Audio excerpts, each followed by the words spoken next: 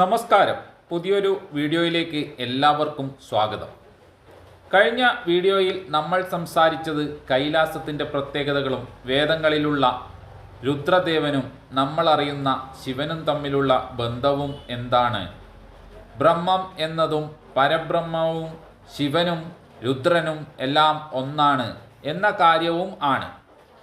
കൂടാതെ പ്രപഞ്ചം എന്നത് പരബ്രഹ്മത്തിൻ്റെ ഒരു സൃഷ്ടി മാത്രമാണ് എന്നതും, പരബ്രഹ്മമാണ് എല്ലാറ്റിനും മുകളിൽ, അല്ലാതെ പ്രപഞ്ചത്തിന് യാതൊരുവിധ ശക്തിയുമില്ല, ഇതിനെ സൃഷ്ടിച്ചതും നിയന്ത്രിക്കുന്നതും സംരക്ഷിക്കുന്നതും ഇല്ലാതാക്കുന്നതും എല്ലാം പരബ്രഹ്മമാണ് എന്ന സത്യമാണ്. എന്നാൽ ഇന്ന് നമ്മൾ നോക്കാൻ പോകുന്നത് ഇതിൽ ശാസ്ത്രീയമായും ആത്മീയമായും എത്രമാത്രം സത്യമുണ്ട് എന്നാണ്.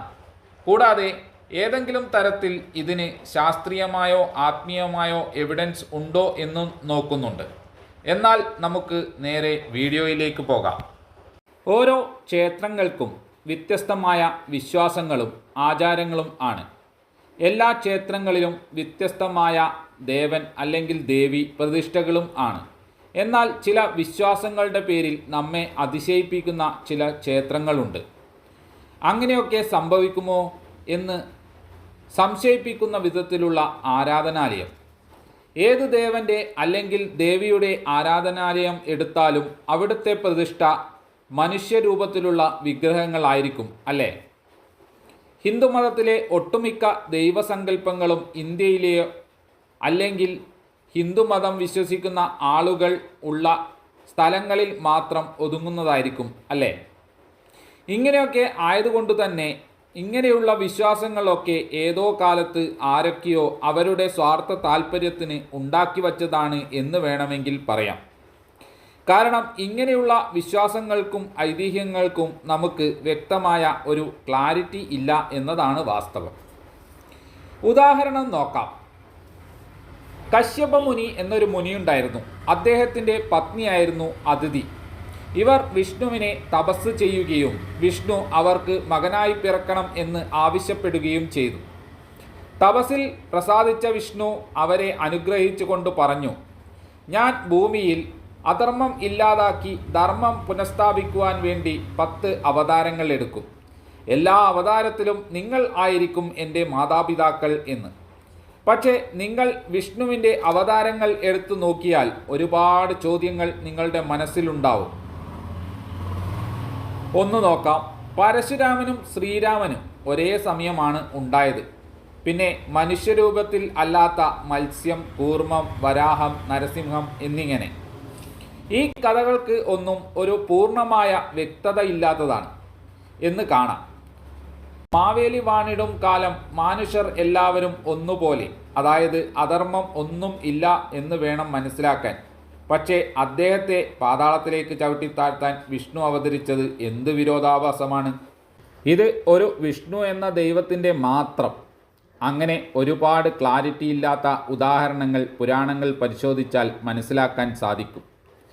വേദങ്ങളിൽ ഉള്ള രുദ്രൻ അഥവാ ശിവൻ പരബ്രഹ്മം ആണെന്ന്, അതിൻ്റെ സൃഷ്ടിയാണ് ഈ കാണുന്നതെല്ലാം എന്നും കഴിഞ്ഞ വീഡിയോയിൽ നാം സംസാരിച്ചു കഴിഞ്ഞു. ഇതിലെ ക്ലാരിറ്റി അഥവാ വ്യക്തത നമുക്കൊന്ന് നോക്കിയാലോ? പുരാണങ്ങൾ പരിശോധിച്ചാൽ ശിവനെ സർവ്വദേവതകൾക്കും അധിപൻ അഥവാ മഹാദേവൻ എന്ന് വിശേഷിപ്പിച്ചിരിക്കുന്നത് കാണാം. മറ്റു ദൈവങ്ങളെപ്പോലെ ഒരു മനുഷ്യരൂപം ഈ ദൈവത്തിന് ഇല്ല എന്നതു വേദങ്ങളും പുരാണങ്ങളും നോക്കിയാൽ മനസ്സിലാക്കാം. പറഞ്ഞിരിക്കുന്നത് ആദ്യവും അവസാനവും ഇല്ലാത്ത ഒരു രൂപം, നിർവചിക്കാൻ കഴിയാത്ത, എല്ലാത്തിലും നിറഞ്ഞു നിൽക്കുന്ന ഈ ഒരു പരബ്രഹ്മമായിട്ടാണ് ശിവനെ വിവരിച്ചിരിക്കുന്നത്. നീലകണ്ഠൻ എന്ന പേരിൻ്റെ പിന്നിലുള്ള ഐതിഹ്യം മാത്രം നോക്കിയാൽ മനസ്സിലാക്കാം പ്രപഞ്ചത്തിലുള്ള സർവ്വചരാചരങ്ങളെയും രക്ഷിക്കാൻ, സംരക്ഷിക്കാൻ ഈ ദൈവം പ്രാപ്തനാണ് എന്ന്. ഇനി വൈദ്യത്തിൻ്റെ കാര്യത്തിൽ വൈദ്യനാഥൻ, നൃത്തം നടരാജൻ, മ്യൂസിക്, അങ്ങനെ എല്ലാ കാര്യത്തിലും എല്ലാത്തിൻ്റെയും നാഥൻ ആയിട്ടാണ് ഈ ദൈവത്തെ കാണുന്നത്. കൂടാതെ ലോകത്തിൽ ആയിരക്കണക്കിന് സ്ഥലങ്ങളിൽ ആയിരക്കണക്കിന് ക്ഷേത്രങ്ങൾ ഈ ദൈവത്തിനായുണ്ട്. ഇതിൽ ഭൂരിഭാഗവും സ്വയംഭൂ ആയിട്ടാണ് ഉള്ളത്, ആരും പ്രതിഷ്ഠിച്ചതല്ല എന്നർത്ഥം. ഇനി മനുഷ്യരൂപത്തിലുള്ള പ്രതിഷ്ഠകൾ ആണോ ഈ ദൈവത്തെ ആരാധിക്കാൻ ഉപയോഗിക്കുന്നത്? ഉത്തരം അല്ല എന്ന് പറയാം. ദേവാദിദേവൻ, മഹാദേവൻ, സർവദേവതാദി സ്വരൂപൻ എന്നിങ്ങനെ വിശേഷണങ്ങൾ ഉള്ള ഒരാളെ എങ്ങനെ മനുഷ്യരൂപത്തിൽ ആരാധിക്കുവാൻ കഴിയും? അതുകൊണ്ട് തന്നെ ആവണം അദ്ദേഹത്തെ ശിവലിംഗ രൂപത്തിൽ ആരാധിക്കുന്നത്. മാത്രമല്ല, സ്വയംഭൂ ആയിട്ടുള്ള എല്ലാ സ്ഥലങ്ങളിലും ശിവലിംഗമാണ് ഉള്ളത്. വേദങ്ങളും പുരാണങ്ങളും ഐതിഹ്യങ്ങളും ഏതെടുത്തു നോക്കിയാലും വ്യക്തമായ ക്ലാരിറ്റി ഈ ദൈവരൂപത്തിന് നിങ്ങൾക്ക് കാണുവാൻ കഴിയും. വേദങ്ങളിലും ഐതിഹ്യങ്ങളിലും മറ്റുമുള്ള തെളിവുകൾ കഴിഞ്ഞ വീഡിയോയിൽ ആൾറെഡി പറഞ്ഞു കഴിഞ്ഞതാണ്. എന്തുകൊണ്ടാണ് ഈ ദൈവത്തിന് മാത്രം ശിവലിംഗ രൂപം എന്ന് നിങ്ങൾ ചിന്തിച്ചിട്ടുണ്ടോ? വേദങ്ങളിലും ഉപനിഷത്തുകളിലും ഇതിന് ആത്മീയപരമായ ഒരുപാട് തെളിവുകൾ നമുക്ക് കാണുവാൻ സാധിക്കും. അതവിടെ നിൽക്കട്ടെ, നമുക്ക് ആധുനിക ശാസ്ത്രപരമായി ഇതിനെന്തെങ്കിലും തെളിവുകൾ മറ്റോ ഉണ്ടോ എന്ന് നോക്കാം. എന്താണ് ശിവലിംഗം? ഇതിൻ്റെ ആരാധനയും ഉപാസനയും വളരെ പുരാതനമാണ്. ധാരാളം ആഗമ ശാസ്ത്രങ്ങളിൽ വിശദീകരിച്ചിരിക്കുന്നു.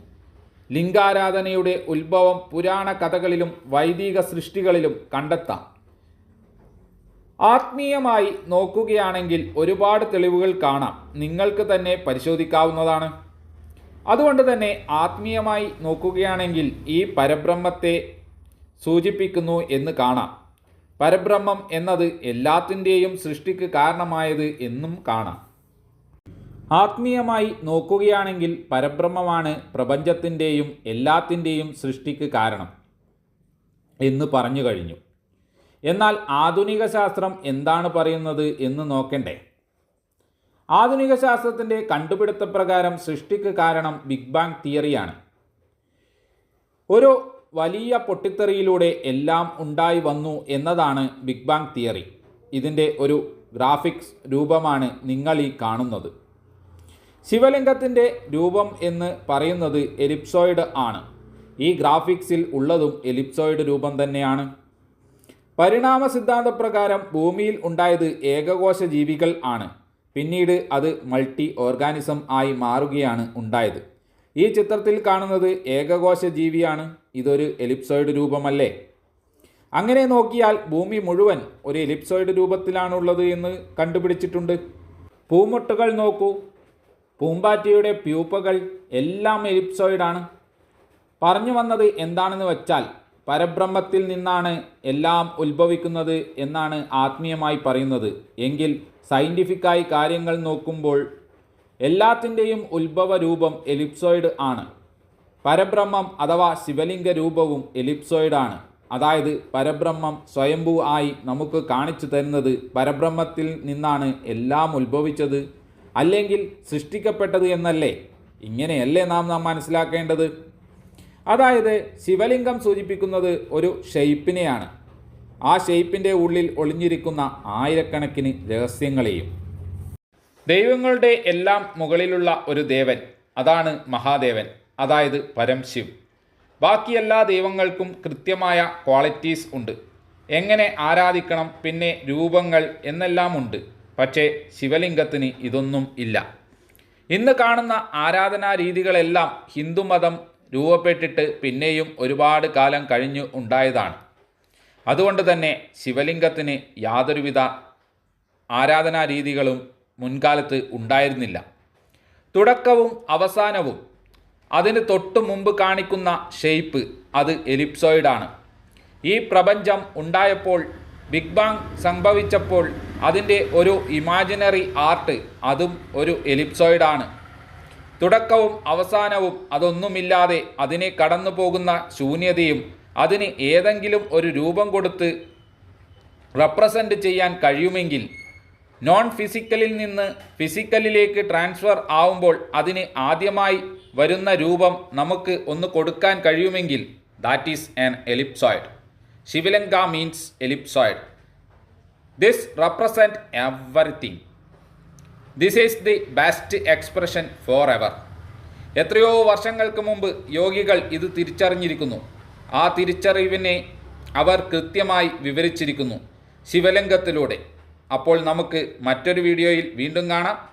നന്ദി, നമസ്കാരം.